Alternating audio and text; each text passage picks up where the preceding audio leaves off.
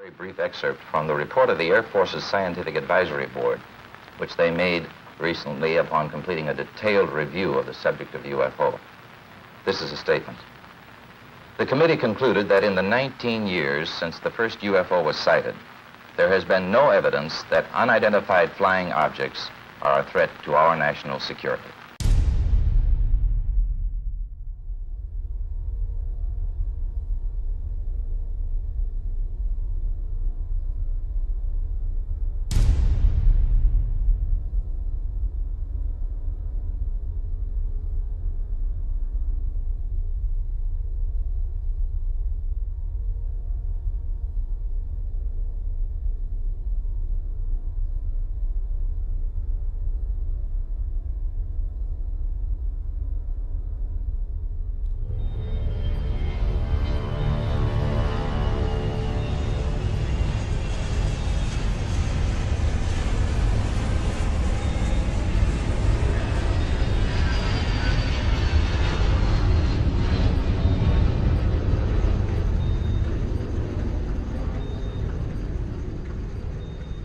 And I took a camera that was set up with an 18A ultraviolet filter on a Super 8mm color camera, and I set the camera to expose at 2 frames a second so that I'd get some endurance out of the small roll of Super 8 film. I took it up in an airliner between Long Beach and San Jose, and I fired it out through the airliner window with the 18A filter over the camera, and there were UFOs coming and going to the side of the airliner during the flight. And on takeoff from San Jose, one of them warped around the wing of the aircraft and is seen at 2 frames a second on this film. I always hoped that people would take this up because I did publish it, but there just wasn't any ambition to penetrate into the invisible.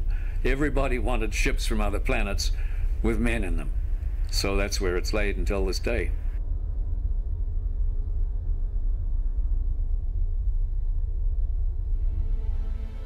There are 3 events in UFO history that have made this motion picture possible. In the 1950s, Trevor James Constable unlocks one of the mysteries of UFOs. With the aid of infrared photography, he discovers the fact that some UFOs are invisible. By using infrared film in his cameras, he discovered UFOs that exist in a light spectrum that cannot be seen with the naked eye or photographed with conventional cameras. This opens a whole new aspect in the documenting of UFOs, and his discovery reveals some UFOs may be living creatures. He calls them critters. In 1994, Jose Escamilla discovers a phenomena called rods, a life form invisible to the naked eye that we had never seen before. He also develops a technique for filming these life forms that exist in the realm of the very fast.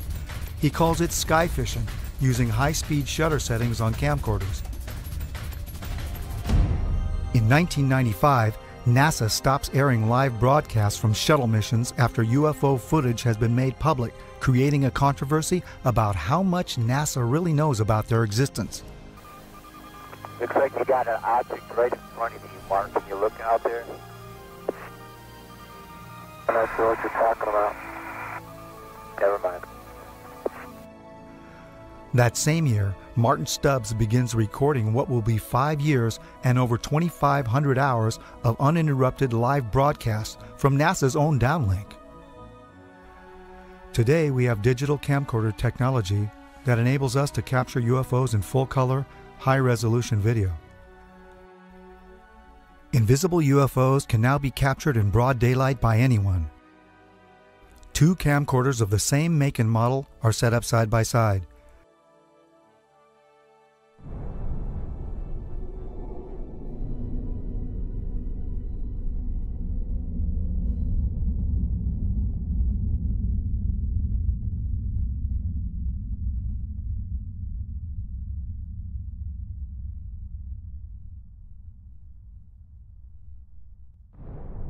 What has never been seen that exists in the invisible realm of the infrared can now be seen using current camcorder technology.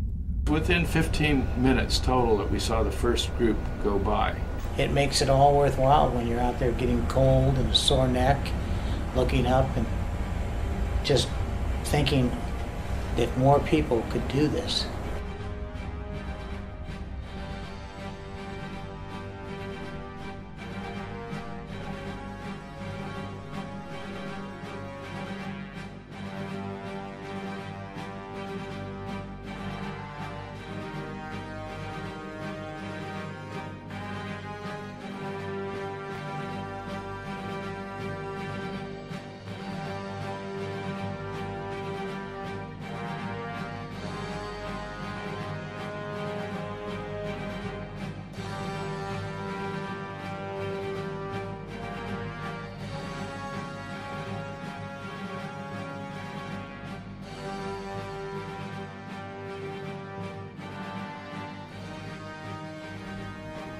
Using this new technology for filming UFOs invisible to the naked eye, someone out there will eventually capture the best UFO or ROD footage ever.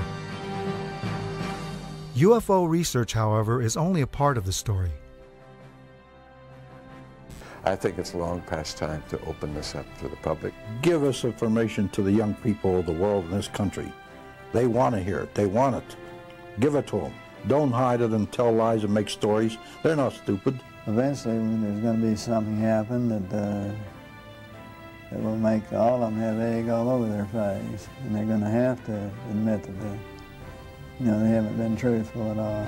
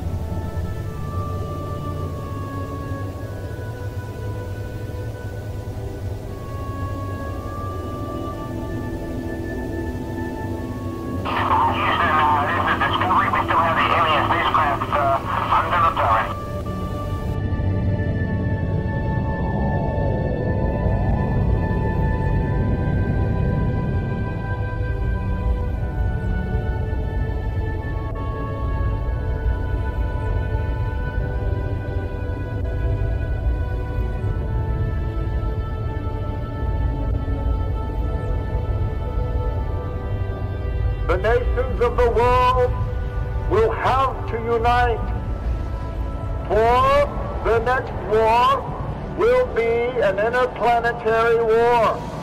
The nations of the earth must someday make a common front against attack by people from other planets.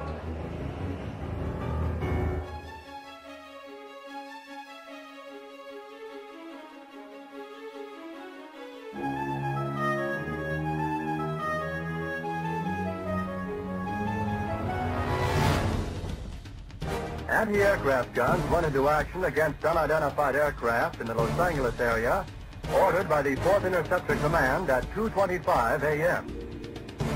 The unidentified object moved slowly down the Pacific coast from Santa Monica and disappeared south of Long Beach. Searchlights closely followed the object down the coast and kept it centered in their glare. Shells frequently could be seen bursting near the object, but none appeared to hit it. The shooting stopped about 3:30 a.m. Approximately 20 minutes after the firing died down, the ship returned and headed westward from Long Beach toward Santa Monica. The guns went into action again, hurling round after round of shells at the object. The second barrage appeared to be closer to downtown Los Angeles, since watchers could hear the concussion of the guns more clearly, and the flash of bursting shells was brighter. Then the ship disappeared for the second time over the ocean. We return you now to CBS in New York. And that was Byron Palmer on the West Coast.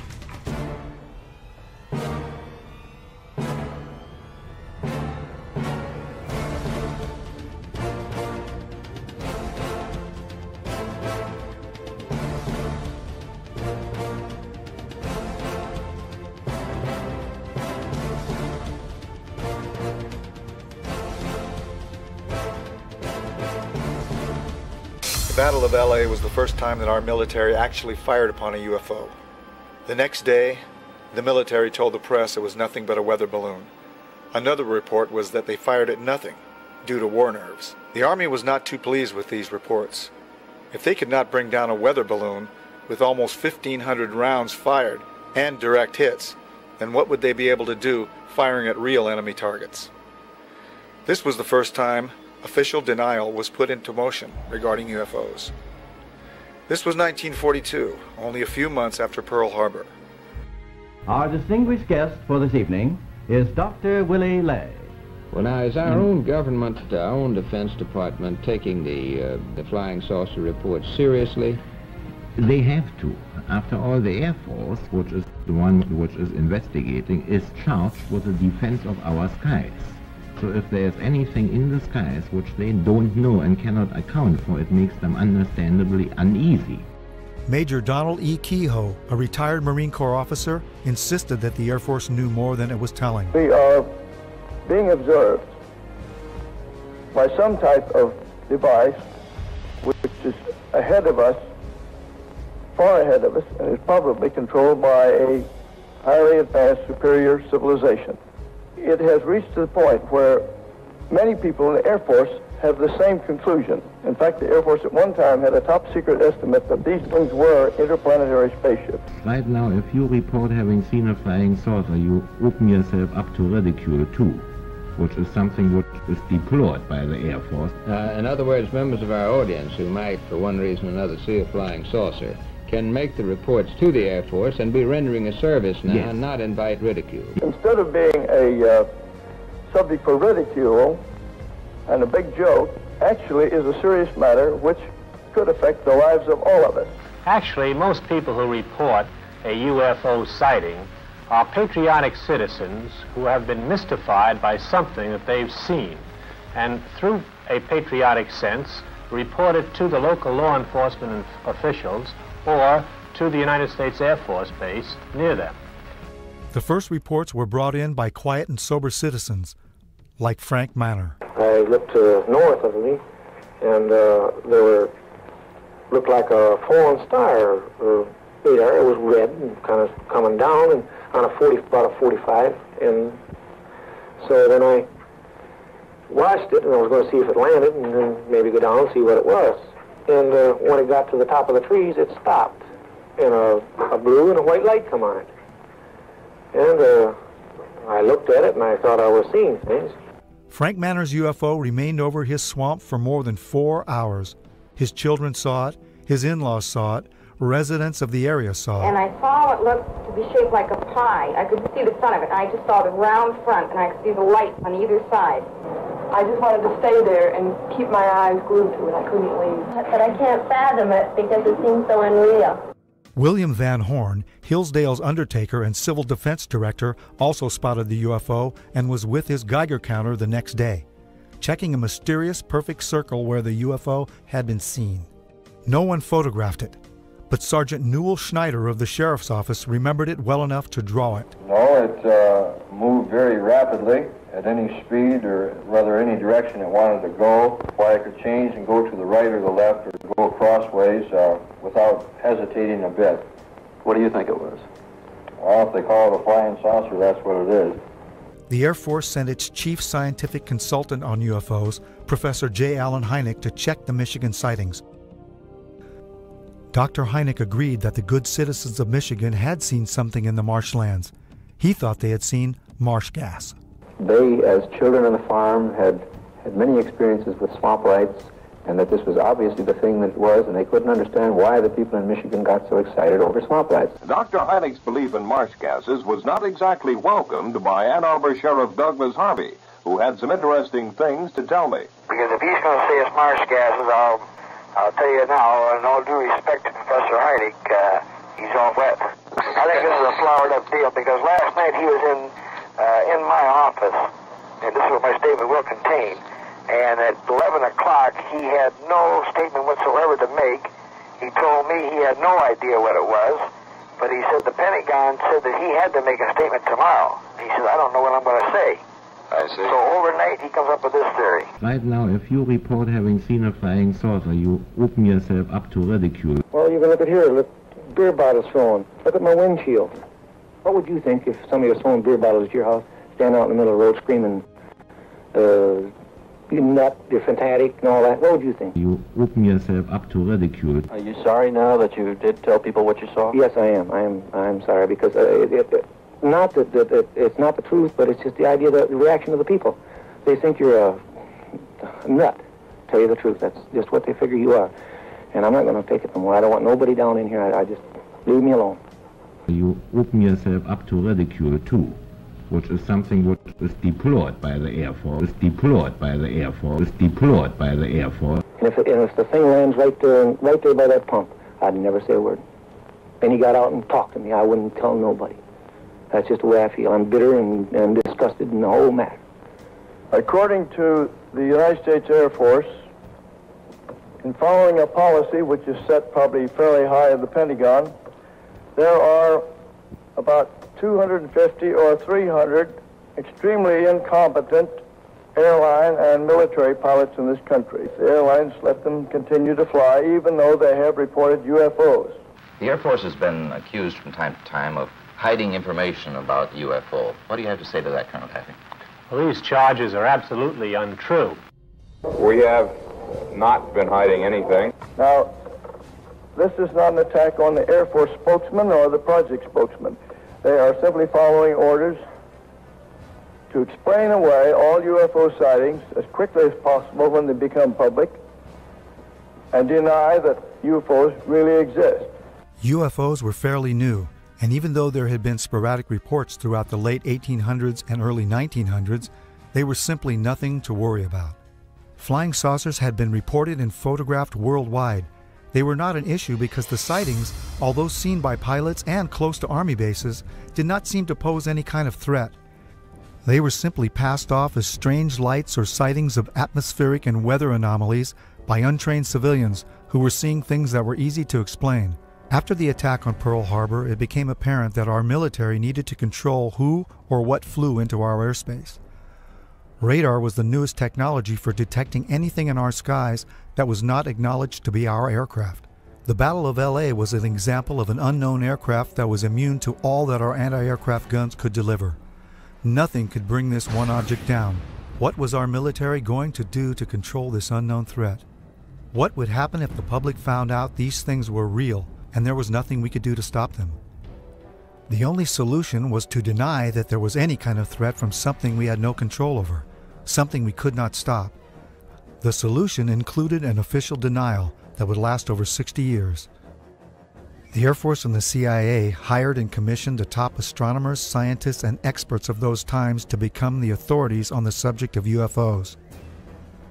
These experts appeared on national radio and television and gave the naive, gullible, and patriotic public the myth about UFOs. Astronomer Thornton Page was on a CIA committee that investigated UFO reports in 1952. Its conclusion? No evidence of UFOs.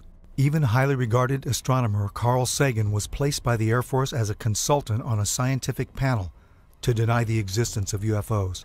The official Air Force reply was that there was no cover-up, and there were no flying saucers from outer space.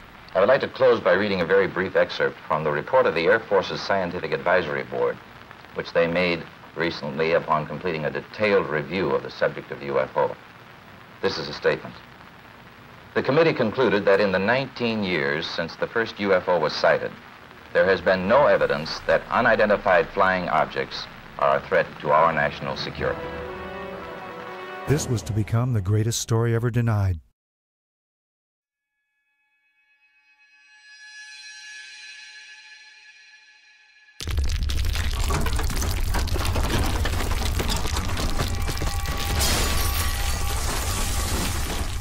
Like many other people in the Los Angeles area, my brother and I were devastated by the Northridge earthquake. I was awake that morning making final edit decisions on a film that we had been working on for the past year. Our film and video editing studio was destroyed, so we had to finish cutting the film at one of the labs in Burbank. We didn't realize that the earthquake was only the beginning of what would become one of the many life-changing events that were about to unfold. We decided to go home and visit our family for a while before coming back and starting all over again.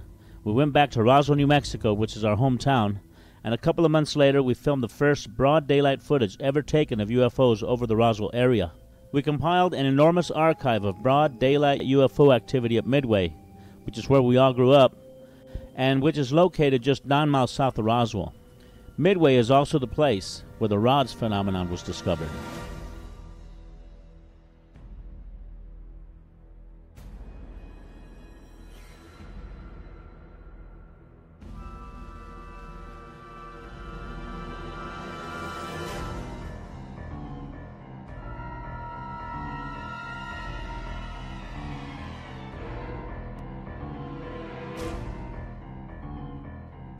You can see a rod coming in, and it's coming in like this outside of the water, and you see it hit the water, leaves a bubble trail, and enters in, and there's about 3 or 4 of them that just zip by, and they're going just as fast as rods do in the sky.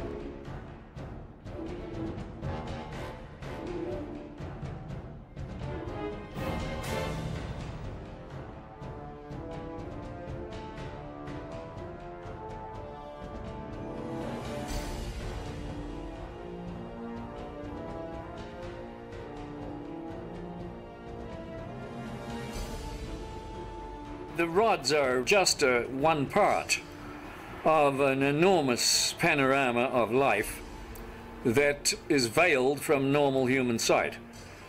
In the case of the rods, you found that by using an extremely fast shutter, you could slow down and objectify something that would otherwise elude the photographic process. They would be gone before they could be put on a frame. But that doesn't mean that they're not there. It just means that you need a device, an apparatus that will remove an optical limitation that you have. We don't reject the microscope because the microscope intensifies the power of human sight. Without it, the world of the microbe would not exist. But that wouldn't alter the fact that our entire environment, our entire living scenario, is really conditioned upon what happens in a domain that we cannot see directly. In my opinion, the same thing applies, and this will be verified in years to come, at the upper border of nature. But I realized at this point that it's very secret, that it was kept secret, because I asked him, what are you going to do with this piece of information? And he said, we always airbrush these out before we sell them to the public. So they're pesky little creatures appearing on this photograph they wanted to get rid of. This is a fact of the matter. We were really not sure after John flew whether or not there were critters, living critters, out there somewhere. Critters that were captured by NASA on that mission STS-75 in 1996. In all my considerable experience of the entire UFO scenario, I have never seen and never expected to see footage like that. And least of all did I expect to see it on film that, or tape that had been exposed by the government in a NASA mission.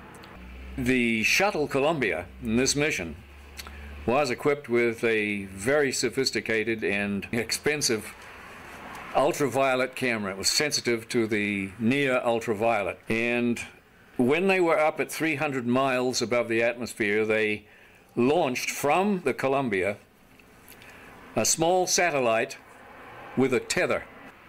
Not long after it was launched, the tether broke. We'll record steadily the whole break and coil back to the tether. Copy, Claude. We go. Again, this is a view of the satellite. Well, if it had to break, it did it in the right place. And you see on this astonishing film, you see the satellite go drifting far astern of this orbiting Columbia. The tether, which is 12 miles long, straightens out into a long white line, which you can see as plainly as could be. Columbia and the satellite now 77 nautical miles apart. Now, while this is all going on, a whole covey of UFOs, perhaps 36 of them, manifest to this ultraviolet camera, and they begin moving around, circulating, looking for all the world like something in an aquarium tank. The satellite, again, just moving into sunrise.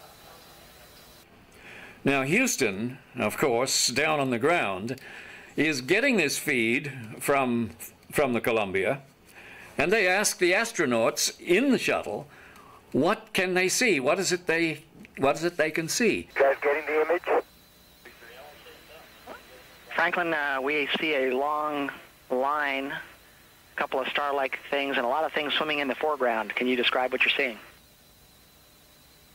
Well, the long line is a tether, and there's a little bit of debris that kind of flies with us.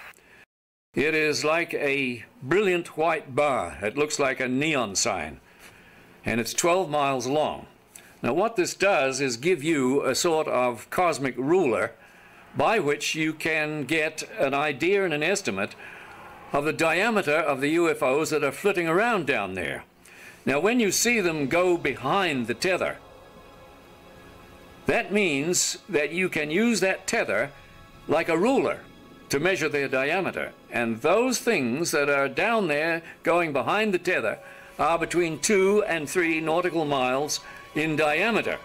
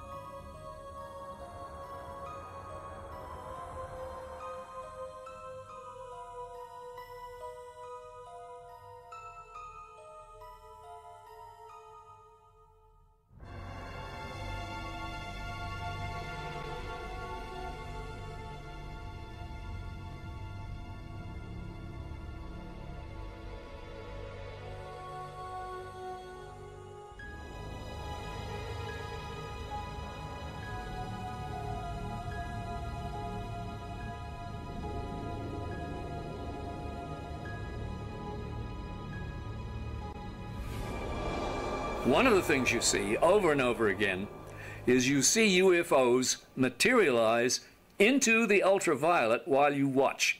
You see them come from out of nowhere to the point where they are returning a response to the camera. You also see them dematerialize while you have them under observation. There's two of the central things that have gone on with UFOs since day one. Materialization and dematerialization. It's going on in this film, 300 miles above the Earth, photographed by your government with your astronauts superintending the whole thing. Charlie, completely unzoomed, and you see the full extent of the tether. Columbia, Houston, that's a much better view, a lot more contrast.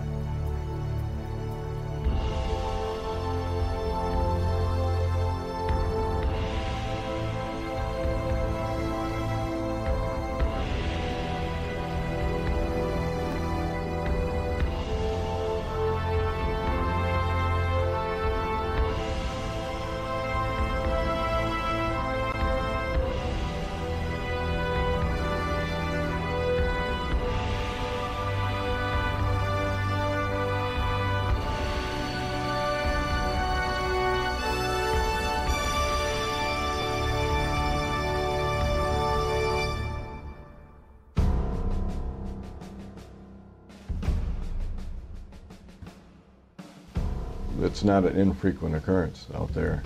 They have them quite often. There were probably 1,500 reported cases at that time. I have over 3,000 cases now. They estimated 100 yards from the left wing was this 100-foot disc. And the strength of the signal was as strong as the surface contact on the water of an aircraft carrier. This contact was huge. We were flying tankers over England, and London Control asked us to intercept a UFO. So it would go from 1 o'clock, 7 or 8 miles to 6, 7 o'clock, 7 or 8 miles inside of 4 or 5 seconds. You have to be moving pretty quickly. They could rise, just go straight up. They could do that, just seemed like instantaneous. Once they started moving, They went straight up, you know, for a while, and then they went zap and left the atmosphere, just was gone. It just took off into space. It just left at high speed. Yes, there have been ET visitation. There have been crashed craft. There have been material and bodies recovered. I didn't want to look at it any longer than that because I felt that my life was in jeopardy. So I was beaten, literally hit in the ribs and pushed, and I was resisting. And I know Sergeant Bustinza was doing the same thing. He said, "You are never to speak of this again. As far as you're concerned, this never happened." And you never saw this. I don't exist, and this situation never happened.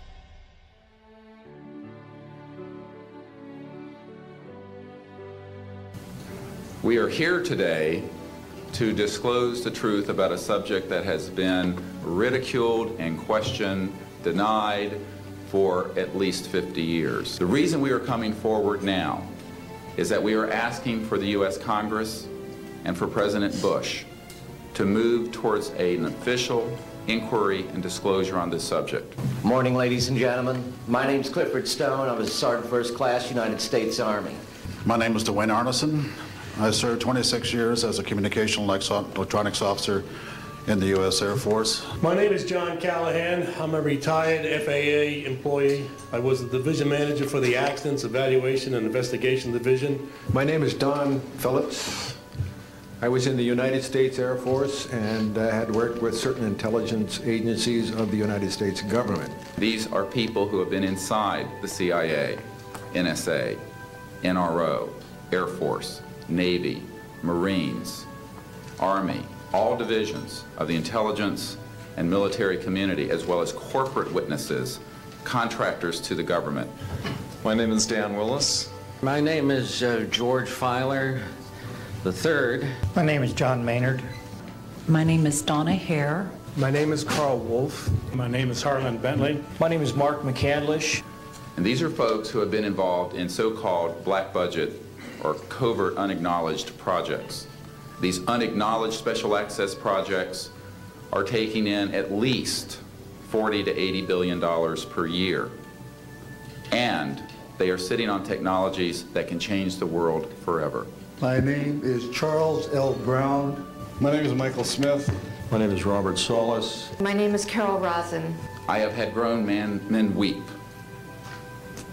who are in the Pentagon, who are members of Congress, and who have said to me, what are we going to do? And I'm prepared to tell the story in front of Congress, and it is the truth. And I will testify under oath before Congress that what I'm saying is the truth. I'm prepared to go to Congress, to swear before Congress that everything I've told you people and everything that is here is the truth. These men and women have come forward and they have their credentials, they can establish who they are, and they have been first-hand witnesses to some of the most important events in the history of the human race. I'm willing to testify to the truth of all these matters that I've spoken about this in front of Congress under oath.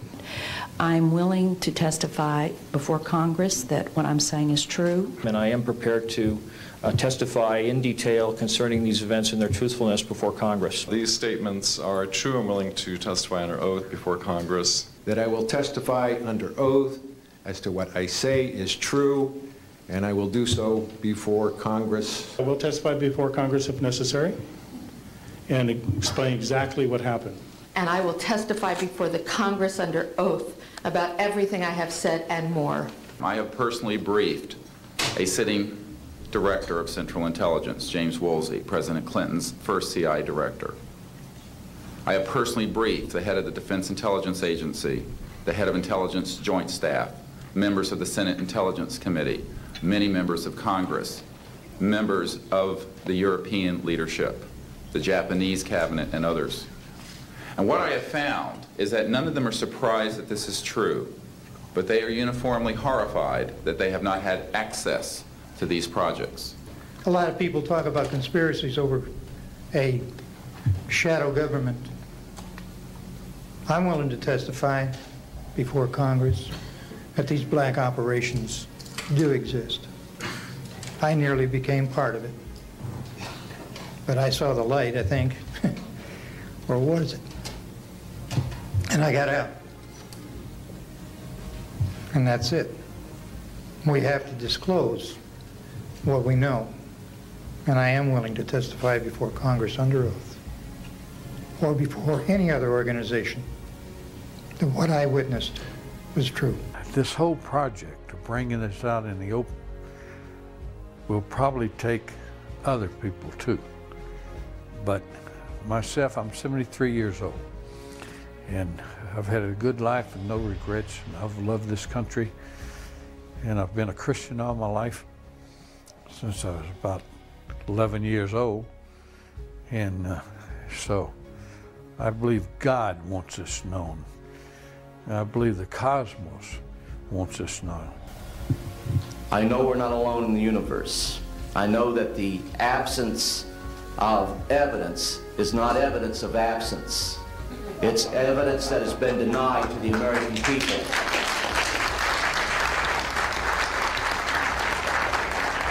I stand before you today in my almighty God, and I tell you this. If Congress calls me in and says, will you testify in detail what you know, I stand here today prepared and ready to do just that. Governments must never lie to the people.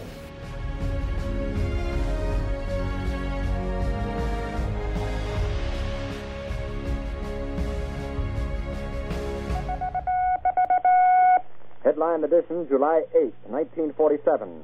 The Army Air Forces has announced that a flying disc has been found and is now in the possession of the Army. Army officers say the missile, found sometime last week, has been inspected at Roswell, New Mexico, and sent to Wright Field, Ohio, for further inspection. The whole project was get as much information and technology out of these crafts as fast as they could, and to steer the news media off on some crazy idea that these sightings were created by college pranks and balloons and meteorological problems. And a lot of the information was siphoned off by the CIA and the National Security Agency and people at ONI, Office of Naval Intelligence. It was the first time I'd ever seen anything like this before, and all eyes were just peeled on that particular thing. And when he told us what it was was frightening. It was eerie. There, you could have heard a pin drop in the room when it was first mentioned. Well, he said it had been taken from one of the craft that had crashed in New Mexico, and that it had been taken from a box of materials that the military was working on. They didn't use the word reverse engineering at that time, but it was something similar to the reverse engineering that they felt like they needed to work on, and it was going to take years to do this.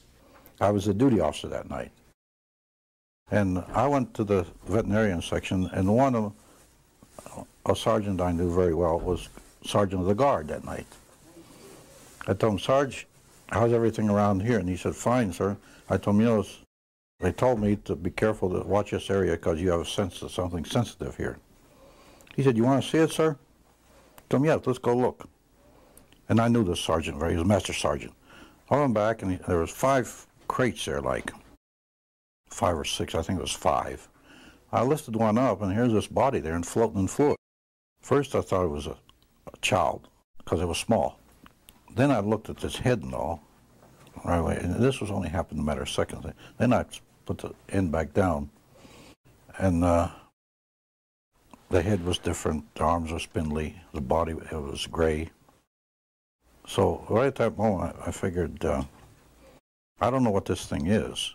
So like in the intelligence business, I just better put it in the back of my head here and wait till maybe in the future I get corroboration so I can evaluate what it is. Curtis LeMay started to open up and talk about what he told me about Roswell and the crash that had occurred, and he told me that he was aware that it wasn't ours, it wasn't the military's, the Air Force or the Army or the Navy, and that was highly strange, was a highly strange vehicle that crashed. And he said, I'm going to tell you something. He said, but if you say that I told you, I'll swear I never even mentioned it to you. I said, no problem. And he said to me, you know, I'm a member of General Douglas MacArthur's security guard. He says, I'm on my way to the States for TDY. He said, I'm going to tell you something. General Douglas MacArthur was very familiar with the Roswell incident, the crash material, and also the bodies, because he himself has seen them. There I started getting the autopsy reports. I started getting other crash reports, the artifacts I got. And I did get one time a report that NSA was getting signals from space, which were not just space noise or you know, or unscrambled or something you couldn't read. They were really very perfect and looked like something was guiding them. There was a real message, but we were never able to decode it. This was a very coordinated message. It wasn't space noise or just noise coming. It was a pattern. The one person I happened to meet and took quite a shine to, and he to me, was a Dr. Adolf Raum. Just a little background on him, he was from Switzerland originally. He was on their first A-bomb test in the U.S. He knew Dr. Oppenheimer personally, and just a fine, fine gentleman.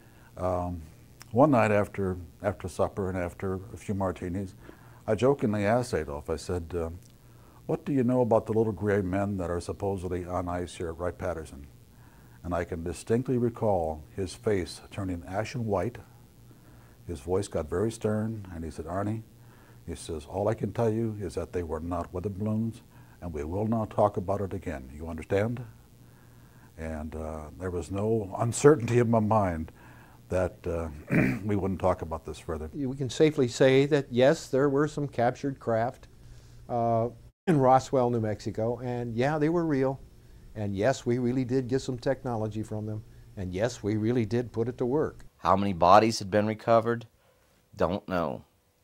How many crashes have occurred in which we only got debris from because they came and did their recovery before we got there? Don't know, but it has happened. It has happened. When they have problems, just like we send out a distress call, they send out a distress call, which is something that a lot of people don't allude to or don't even, it's the one question that's never asked. But here again, we think of them as something intangible, like that stuffed animal there. But they're living, breathing creatures, as mortal as you and I. They think, they have loves, they have likes, they have dislikes, they have social culture. This is so important to try to make people understand that that is the case. There were more crashes than Roswell, but people don't understand is that there was one in 1948 and there was another one in 1949. The radar testing in New Mexico was the cause of a lot of them that were crashing, and high-powered transmitters, when they would get too close to transmitters, it would interfere with their guidance control and they would just crash. Other craft that crashed, we had shot them down. As an example of some of our precision, we have here a photo of an object re-entering the Earth's atmosphere. Through our programs, we were able to predict a precise time that this was going to happen and notified a particular agency who then went out with a camera and was able to obtain this photograph. What altitude? This is just entering the Earth's atmosphere somewhere around 400,000 feet. We've been successful. We crashed in White Sands, New Mexico. We tracked it. We were tracking it at the time, and we were successful in damaging it enough where it crashed.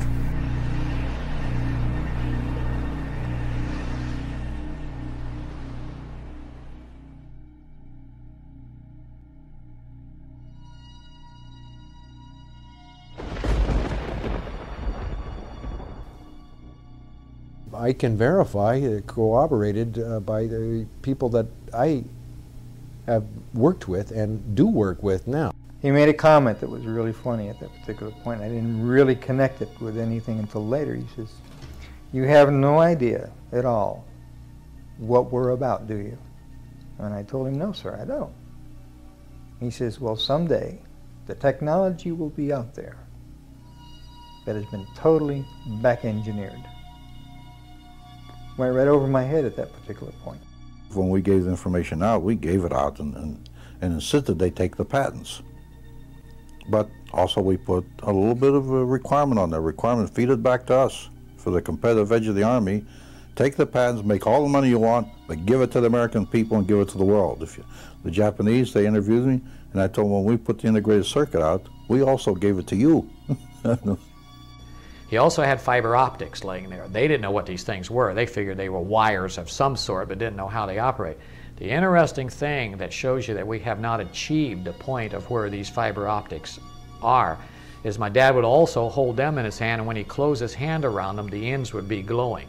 So this means they contain their own energy. Okay, well, why would you need a fiber optic system in a spaceship? Well, okay, if suddenly everything in the vehicle suddenly becomes mass canceled, and even the electrons become mass canceled, it means that all of the telemetry that's going through your system is going to go out of haywire. It's going to be like suddenly the system goes through a phase change and everything's superconducting.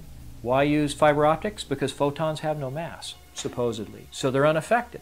So it means that any information, any telemetry that you send back and forth to your computer, it doesn't matter if the computer functions at a superconducting level because it just makes it faster, more efficient, smarter. But you want to be able to control the aircraft so it doesn't crash. What's the best way to do it with fiber optics? A second innovation involves the delicate task of monitoring composite surfaces against pressure, stress, strain, and chemical decomposition. This is often achieved through a series of vibrating sensors located along lengths of fiber optics which are embedded into composite materials. However, NASA has increased the sensing locations exponentially from what is currently available. Applications for the macrofiber composite are almost limitless.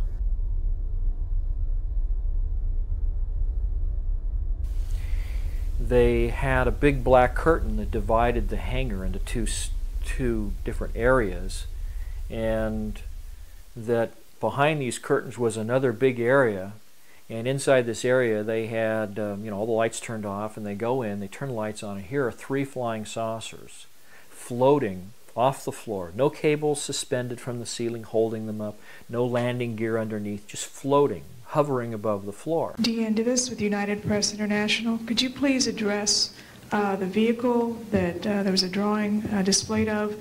Why would this vehicle be on display at an air show? There was one facility at Norton Air Force Base that was close hold. Not even the wing commander there could know what was going on. We said there were 3 vehicles. The first one, the smallest one, the one was partially taken apart, the one that was shown in the video that was running in this hangar, November 12, 1988 at Norton Air Force Base, was about 24 feet in diameter at its widest part, right at the base of that flange. And during that time period, throughout my career, it was always rumored by the pilots that that was a cover for, in fact, a location of one UFO craft. And they had little exhibits. They had a TV, a little videotape running showing the smallest of the 3 vehicles sitting out in the desert, presumably over a dry lake bed someplace like Area 51. And it showed this vehicle making 3 little quick hopping motions like that, and then accelerating straight up and out of sight until you couldn't see it, and completely disappearing from view in just a couple of seconds. Yes, there was craft there. I've talked to others that have worked on it. There's different levels there. And the reason for that location was folks that could come out, land at Norton, play golf, be part of a golf tournament, and so forth, and during that process could go by the facility and actually see the UFO. So obviously, this is a vehicle that not only is capable of flying around through the atmosphere, but it's also capable of going out to space and collecting samples. And it's using a type of propulsion system that doesn't make any noise. As far as he could see, it had no moving parts, didn't have any exhaust gases or fuel to be expended. It was just there, hovering. In a few instances, I can say there are clearly over-unity electromagnetic devices, things that produce more electrical energy out than in. This is an alien reproduction vehicle, and just to be clear, this means that it is based on advanced anti-gravity and zero-point energy propulsion systems.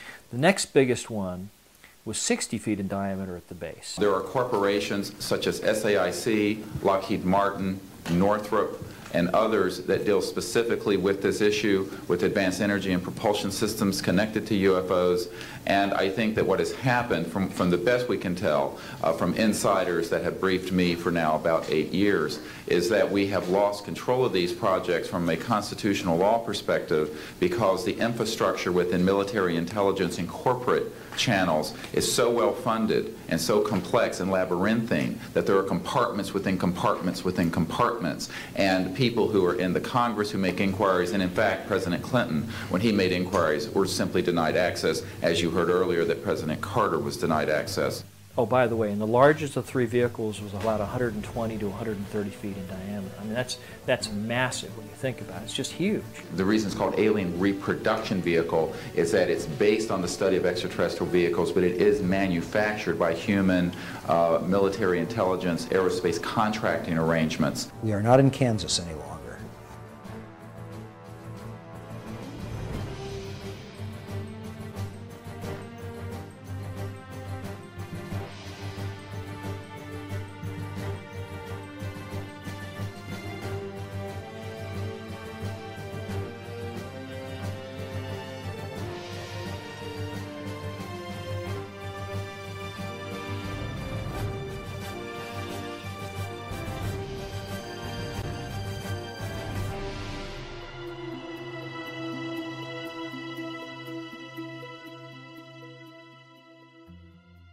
Brad said that in this exhibit at Norton Air Force Base that a 3-star general said that these vehicles were capable of doing light speed or better. I think they made a mistake at Roswell. Rather than admitting it, they covered it.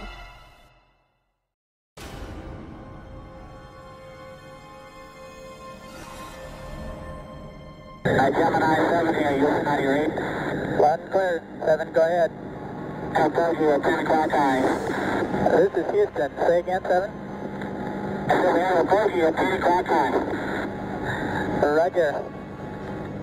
Gemini Control here again. The reference in that conversation was bogey. It was Borman who reported sighting the bogey. This is Gemini Control Houston at 4 hours, 24 minutes into the flight.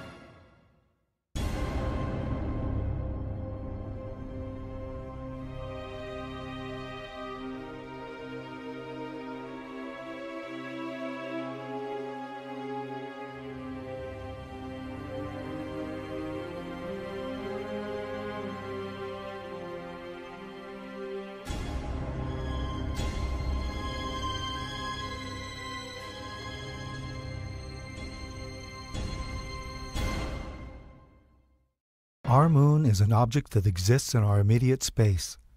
For years there have been anomalies recorded such as mysterious lights, flashes, and objects that have been seen by astronomers here on Earth. NASA released a compilation of these recorded reports prior to the first moon mission.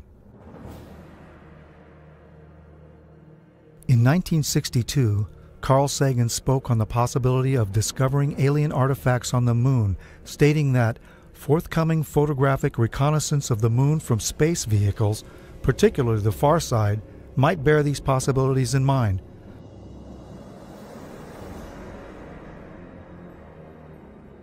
Rectangular patterns on air-space photos are recognized as signs of human culture in the remote sensing of the Earth and air archaeology. It seems reasonable, then, to search for rectangular patterns on the moon or on Mars.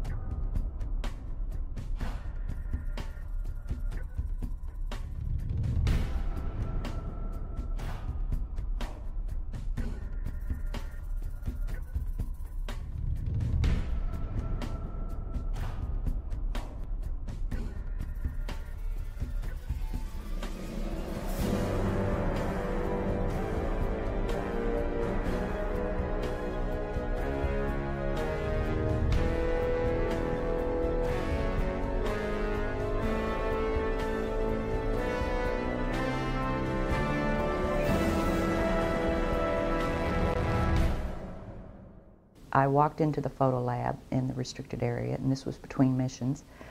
One of the gentlemen I had been friends with, and I still talk to occasionally, he pointed to one area of this mosaic. It was one panel of a mosaic, and I looked, and in one of the photo panels, I saw a round white dot. And at the time, it was very crisp, very sharp lines on it, and I said to him, what is that? Is that a dot on the emulsion?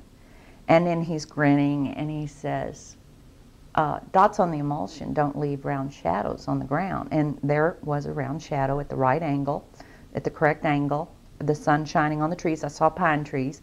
I didn't see a coastline. I don't know where this was.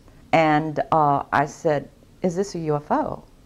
And he's smiling at me, and he says, I can't tell you that.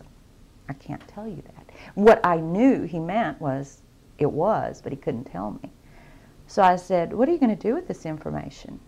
And he said, well, we always have to airbrush them out before we sell them to the public. In 1965, they had problems with a piece of electronic equipment that was bottlenecking their production of photographs. I was taken into the laboratory where the equipment was malfunctioning. A airman second class was in the dark room at that time. About 30 minutes into the process, he said to me in a very distressed way, by the way, we've discovered a base on the backside of the moon. And then he proceeded to put photographs down in front of me, and clearly in these photographs were structures, mushroom-shaped buildings, spherical buildings, and towers.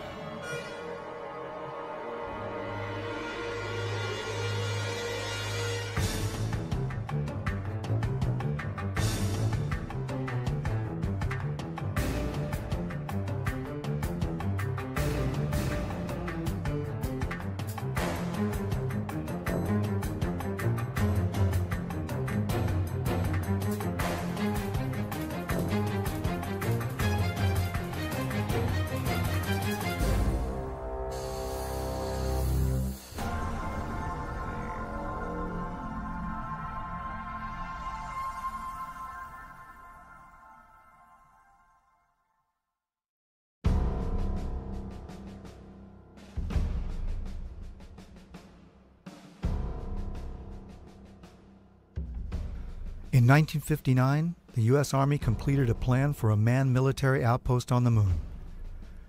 The Horizon Lunar Outpost was said to be necessary to protect United States interests on the moon, to conduct moon-based surveillance of the Earth and space, to act as a communications relay and to serve as a base for exploration of the moon. The permanent outpost would cost $6 billion and become operational in December 1966 with 12 soldiers. The base would be defended against Russian overland attack by man-fired weapons. The Apollo program began only 2 years after the Horizon Report, but a moon base would not have been established earlier than the 1970s. During the discussion of UFOs, the question ultimately is going to come up, can any government keep secrets, let alone the U.S. government? And the answer to that is unequivocally yes. People in high-level government have very, very little, if any, information, valid information about this. Most have no more knowledge than the man in the street. There's always been what they call the need to know. They keep pretty much each organization an island unto itself. I looked at him and I was pretty startled because I'd worked out there several years and never seen anything like this, never heard of anything like this.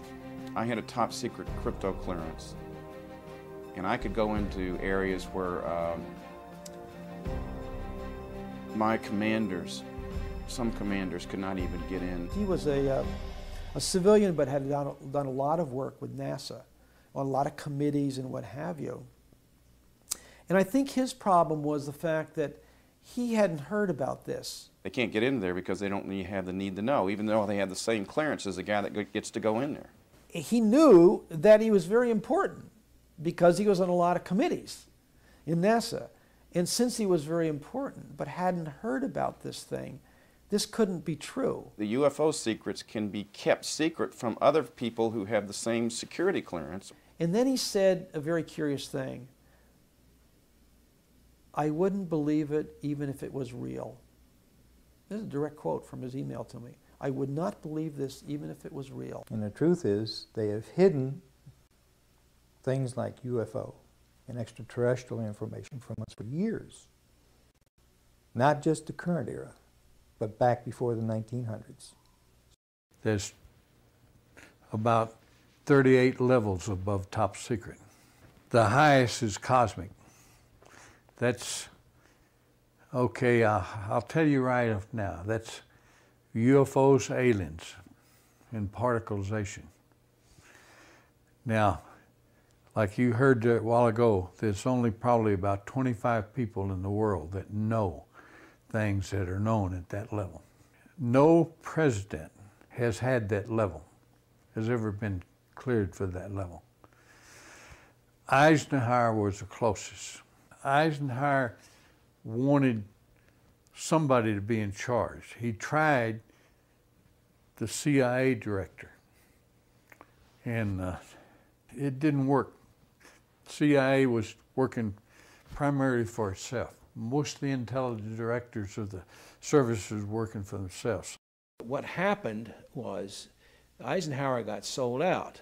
I think that he realized that all of a sudden this matter is going into the control of corporations. He realized that he was losing control. He realized that the phenomenon of whatever it was that we were faced with was not going to be in the best hands. As far as I can remember, that was the expression that was used. It's not going to be in the best hands. He had our best interest in mind and was a very loving person. And what I love about this family too is we're very humble. He grew up on a farm, felt this calling. His family didn't necessarily agree with him, and just rose into the position he was in, became a 5-star general, and it wasn't really a part of the fabric of the global elite. He was fighting against that false power structure. In the councils of government, we must guard against the acquisition of unwarranted influence, whether sought or unsought, by the military-industrial complex. The potential for the disastrous rise of misplaced power exists and will persist. We must never let the weight of this combination endanger our liberties or democratic processes. We should take nothing for granted. Only an alert and knowledgeable citizenry can compel the proper meshing of the huge industrial and military machinery of defense with our peaceful methods and goals. And so it was organized under the name, the NRO. You couldn't mention NRO. NRO, National Reconnaissance Office, basically run by the Air Force. The Reconnaissance Office, from my understanding of people that I've had contacts with since I retired, has taken on a lot more responsibility, particularly towards UFO and extraterrestrial activities. You could say that they picked up where Blue Book dropped off. If you're on that level, there's an organization worldwide called ACIO.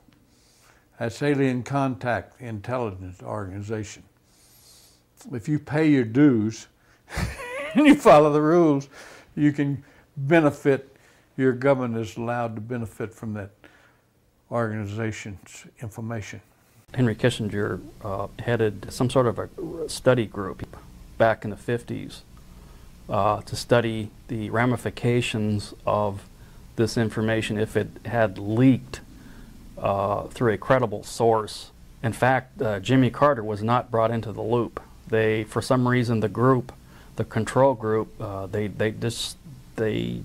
don't trust the guy for some reason. They don't trust Jimmy Carter. They were afraid that he would come out and make statements, blanketed statements to the news media. I was contacted by Ms. Marcia Smith, who was the director of the Science and Technology Division of the Congressional Research Service. She asked to meet with me, and I met with her, and she informed me that President Carter, upon taking office in January of 1977, held a meeting with then the Director of Central Intelligence, who was George Bush Sr., and demanded that the Director of Central Intelligence turn over to the President the classified information about unidentified flying objects and the information that was in the possession of the United States intelligence community concerning the existence of extraterrestrial intelligence. This information was refused to the President of the United States by the Director of Central Intelligence, George Bush Sr.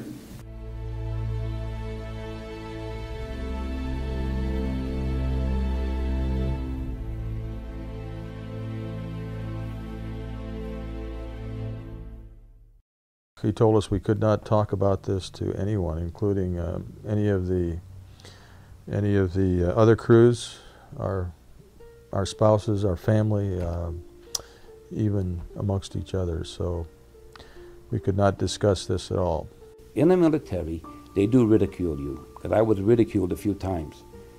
I was told I would never make Master Sergeant. I was on orders for tech, but I was told I would never make Master Sergeant if I brought this crap up again. The pilots that had seen things and talked about it, some of them were let go. Some of them released from their flying and treated as nutcases and things like that. At times I used to carry nuclear weapons. In other words, I was mentally fit to carry nuclear weapons, but I'm not mentally fit if I see a UFO. Well, this criticism and this ridicule has, I think, done more to keep the story coming out than almost anything else. It had been discussed with me on numerous occasions. Talked about what could happen to me militarily and what could happen to me even if I discussed this as a civilian. That subject just was dropped. It just wasn't discussed. Anything to discredit you, and you'd never get a promotion, and I'd spend the next 3.5 years up at the North Pole living in a tent checking the weather balloons. I've made no money from this. I've got nothing but pain and suffering out of talking about it. I've been harassed at my home. This was used against me partially in losing a job once in teaching. I've had a hell of a time after I've told this story, but I continue to tell the story because I think it's important for people to understand that this sort of shit goes on in the government. He was sorry he wrote the book. He was sorry he exposed the family to the ridicule, to the lawsuits. It's been very tough on our entire family. He did not want to die, leaving us with these problems. Just hope that the future people such as yourself and me will know what to do with this type of knowledge that this man brought forward. I do say that he is the first man to come forward in a high capacity.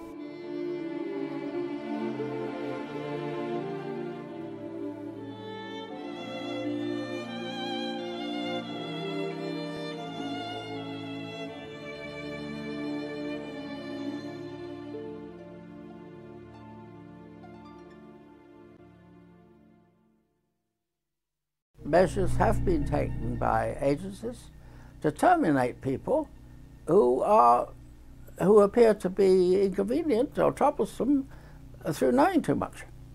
I would go interview people that claimed they had seen something and try to convince them they hadn't seen something, or they were, you know, hallucinating or something.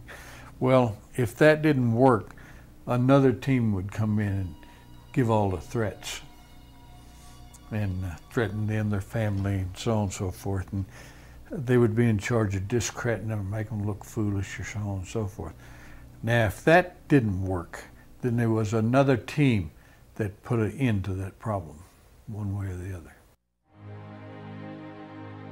Secretary of Defense Forstall was the first real powerful known person that was eliminated because he was going to release the information. And nobody has ever paid for that crime. That crime has never been really thoroughly investigated by forces to see what happened to him.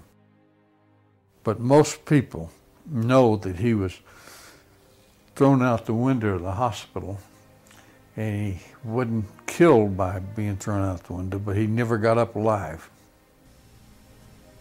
He was talking about being erased. And I said, man, I said, what do you mean erased? He said, yes. He said, you will be erased. I said, how do you know all this? Or something to that effect. And he said, I know. He said, they'll go after not only you, he said, they'll go after your family. Now, those were his words.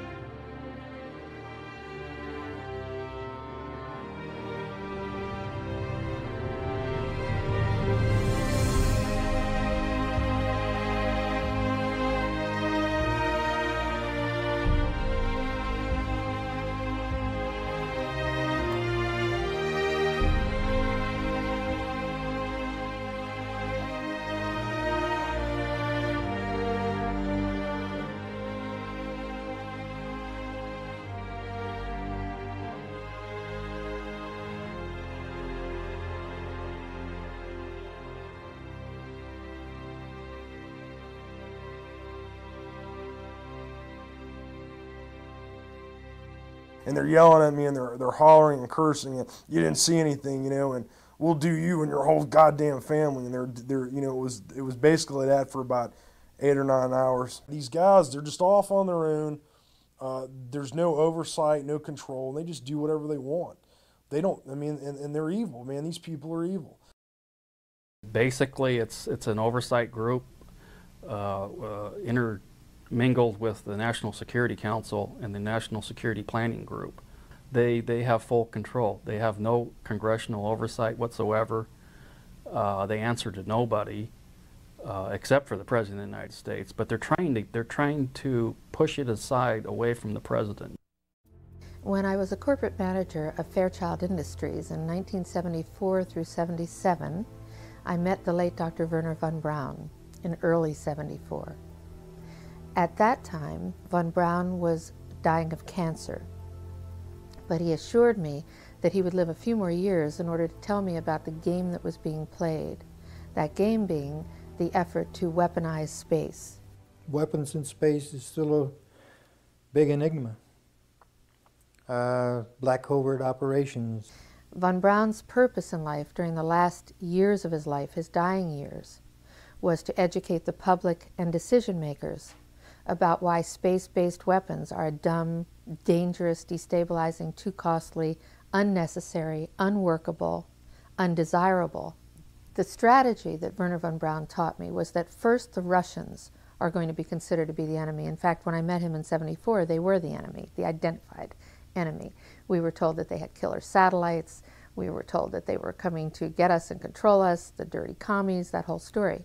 First, the Russians were the enemy against whom we're going to build space-based weapons. The ballistic missile defense system is probably a pipe dream in the sense that if what it's designed for is that you know where it's coming from. And when we had Russia, there was a 50-50 chance that you knew about where it would be coming from. In 1977, I was at a meeting in Fairchild Industries in a conference room called the War Room. And in that room were a lot of charts on the walls with enemies, identified enemies, names that people had never heard of, names like Saddam Hussein and Gaddafi.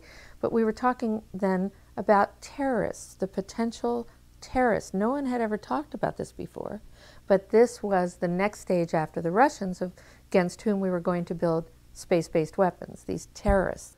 They wanted a weapon system they could put in space that would stop a ballistic missile. That was the concept. This is 1977, and they were talking about creating a war in the Gulf region when there was $25 billion in the space-based weapons program that yet had not been identified. It wasn't called the Strategic Defense Initiative, at least, until 1983. This weapons system then had obviously been going on for some time that I didn't know anything about. When Star Wars was brought out as an idea, which was before Reagan actually, and incorporated into his administration, it became pretty much a window dressing, as when people would call it, but there was a lot of truth behind what they were trying to do. They knew the basic principle of what they wanted to do. So I stood up in this meeting in 1977 and it said, I'd like to know why we're talking about space-based weapons against these enemies. I'd like to know more about this. Would somebody tell me what this is about? Nobody answered. They went on with this meeting as though I hadn't said anything. We heard a lot about terrorism. Then we were going to identify third world country crazies. We now call them nations of concern. With the rogue nations we have today, it's absolutely ludicrous. But he said that would be the third enemy against whom we would be needing to build space-based weapons. And the next enemy was asteroids. Now at this point, he kind of chuckled the first time he said it. Asteroids, against asteroids we're going to build space-based weapons. So it was funny then. And the funniest one of all was against what he called aliens, extraterrestrials. That would be the final card. And over and over and over, during the 4 years that I knew him and was giving his speeches for him, he would bring up that last card. And remember, Carol, the last card is the alien card. We're going to have to build space-based weapons against aliens. And all of it, he said, is a lie. Well, if they were hostile, my own knowledge is, and feeling, I don't know about all of them, is that we could have been, with their weaponry as it might be used, it could have destroyed us a long time ago. If beings can travel in time-space, then anything we would put in orbit as a weapon would be like going against Genghis Khan with a firecracker. Now, some would like for us to believe and like to develop the idea that the aliens and people are our enemy now, but that's not true. I noticed the satellite's positionings. I said, now this is supposed to be a system that tracks radar anomalies on Earth, right? You know, the whole thing, the movement. Yep, that's what it does. And I said, so why are half of them pointed towards the outer space? Towards the moon, towards areas that are just blank space. I have concluded that I'm fighting against the clock, that I have but a short time to try to convince people that we are moving in an avenue where we are going to militarize space. As a result of militarizing space, we are going to acquire new technology. We're going to evolve new technology. Well, at least half of those satellites you got up there aren't looking at Earth. He had received several transmissions from the Pentagon and from other satellite monitoring stations of the NSA that they were tracking ETVs, extraterrestrial, that stands for extraterrestrial vehicles. I said, what are they looking for? He says, well, you got to have need to know about that. We put nuclear weapons out in space as a line of defense, and we was ready to blow them up if they started in. He didn't mention a timeline, but he said that it was going to be speeding up faster than anybody could possibly imagine. He saw an object floating nearby. We took several pictures of it. It's fairly small. We just heard that in the process of poring over that heat shield, they found 3 more objects floating in close proximity to the space shuttle Atlantis. There you go, 1, 2, and 3. Unclear what those are, maybe a 4th there. Unclear what those are. Could be ice, could be little pieces of harmless debris. Worst case scenario, could be parts of the heat shield, and that is why NASA is concerned. So it's very hard to identify what those little things might be.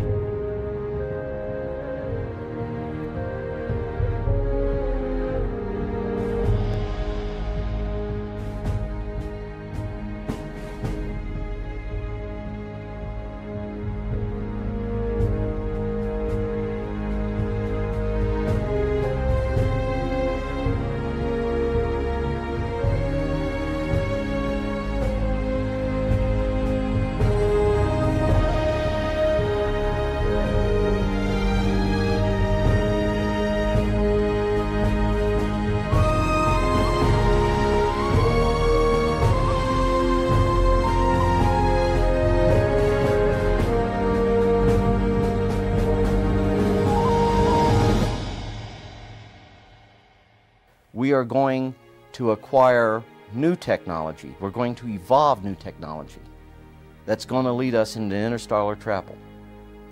As a direct result, we will become a threat to them unless we spiritually grow also. And in a memo that I wrote to President Bush, I've stated that this campaign will persist until our goals are met, and they are as follows. That we have open, honest hearings on the subject in the U.S. Congress. That there be a permanent ban on the weaponization of space or the targeting of any objects of extraterrestrial origin. That there be a full and complete study of classified technologies connected to this subject, specifically technologies connected to UFO and extraterrestrial vehicles. If declassified and used for peaceful energy generation and propulsion, would solve the looming energy crisis definitively. You don't need cars unless you got an internal combustion engine.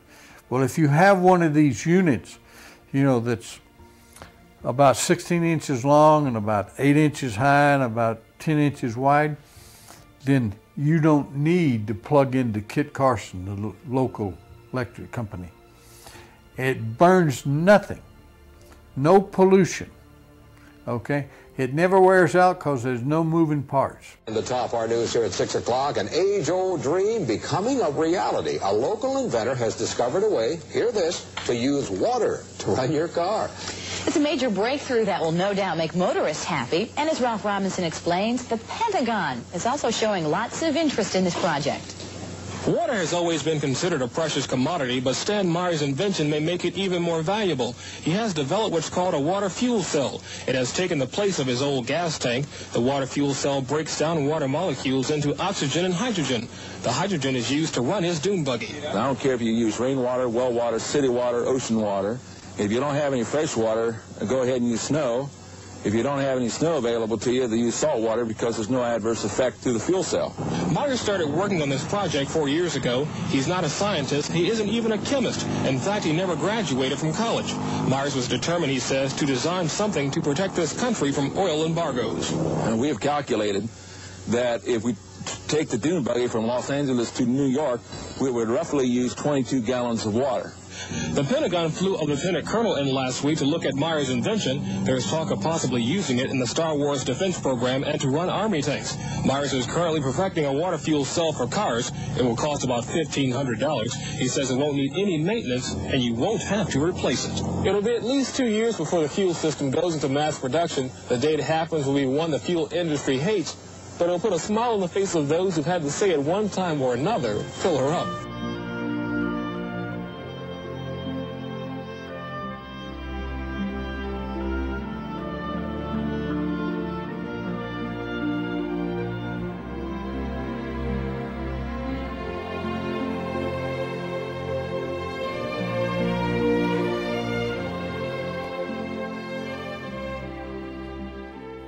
there is an enormous range of new things that have been worked up to a remarkable level in the past and then suppressed by the existing order for one reason or another. Either they're incompatible with classical ideas, or they upset strong financial interests, or whatever it may be. In the past, great things have been done by gifted humans. They are, in a sense, the vehicles of God Almighty in bringing this stuff into the world. And none of it has ever reached public use and public currency because of this dictatorship of the knowledge systems of the world.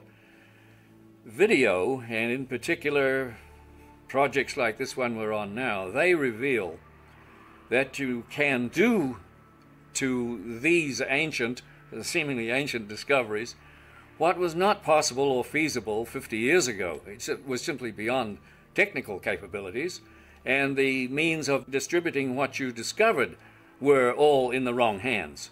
Nowadays, the internet has put all that to bed. You can't do that anymore. You know, humanity is going to have information no matter what.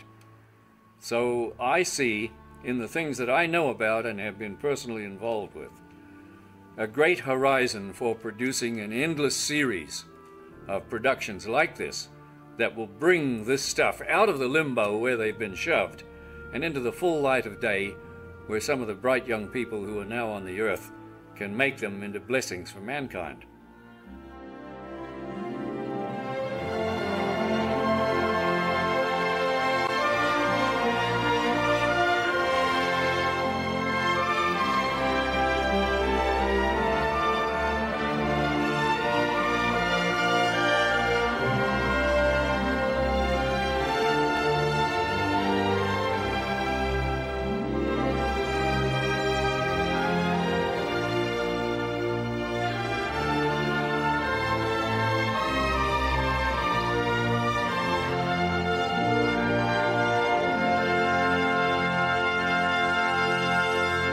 I have concluded that it's based on a few people making a lot of money and gaining power. We have cartels. We have a whole set of cartels in an area, interlocking corporations, and behind this we have a few people who are quite wealthy and who own most things. It's about ego. You know, everybody's trying to be the big monkey. It's really as simple as that. Who's control of petroleum of the world? A lot of people think that Iraq, Iran, and so on and so forth. They don't. We control it. Us and the British interest and the world interest. Well, some people refer to this the secret government. I would say that in terms of profiting from the status quo, big oil, there are certain geopolitical and financial infrastructures that would not welcome a definitive replacement to the fossil fuels. So what we get is the great Armageddon everybody's been dreading.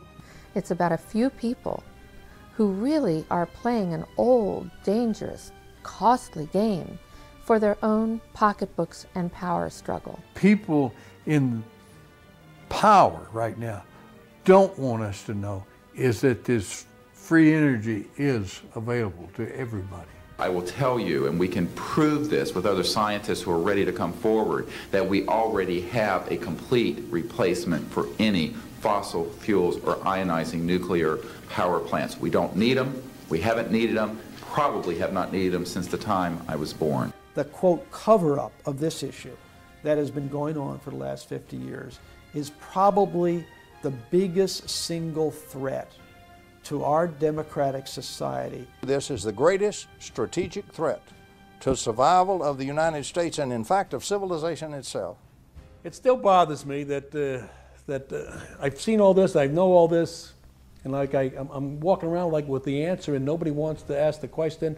I think it's time for us to act to end this charade. It's definitely time to make this disclosure on this. It's been kept secret too long. One of the things that I'm upset about is that good people are forced to do illegal things, and I believe that this information should be given to the American public. It's the discovery of the lifetime of humankind, isn't it? To find out that we're not here alone. People are walking around in a daze. They have no idea what is going on. The fools may blow the world from other causes, don't misunderstand me, but they're going to blow it from this cause. A shadowy government with its own Air Force, its own Navy, its own fundraising mechanism, and the ability to pursue its own ideas of the national interest, free from all checks and balances, and free from the law itself. Whatever activity is going on, to the extent that it is a clandestine group, a quasi-government group, a quasi-private group, it is without any type, as far as I can tell, of high-level government oversight. And that is a great concern. We have contact with aliens not originating from some foreign country, but from some other solar system. And I have been a party to that.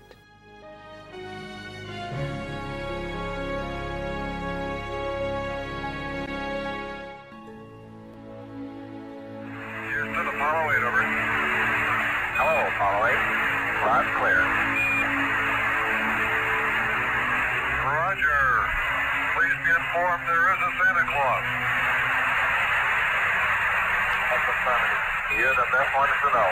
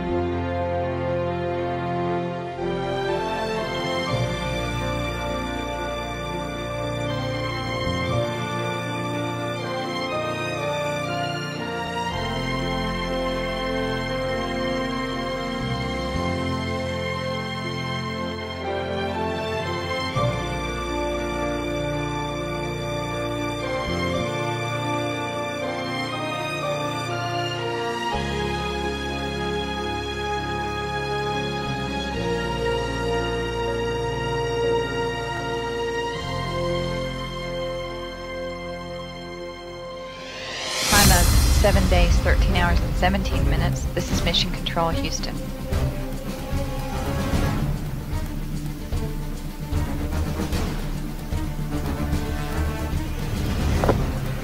The Mir space station is now visible on the far left-hand side of the screen, about an inch from the bottom of this particular picture.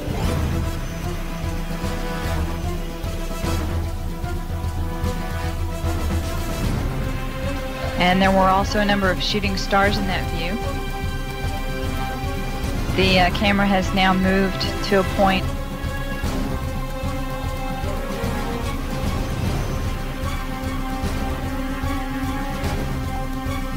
Okay, the Mir space station is the small flashing light in the center, about an inch from Camera Charlie on a minute. the left-hand side of the screen. It's slowly Now the hell on the camera. It is slowly moving closer to the left-hand side and is has a very light flashing to it. We think on the middle of the screen, way to the left-hand side.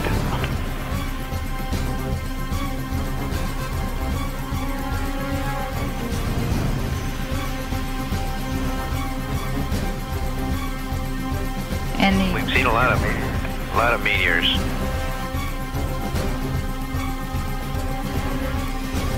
The streaks that are shooting across the screen are meteorites. In other words, shooting stars.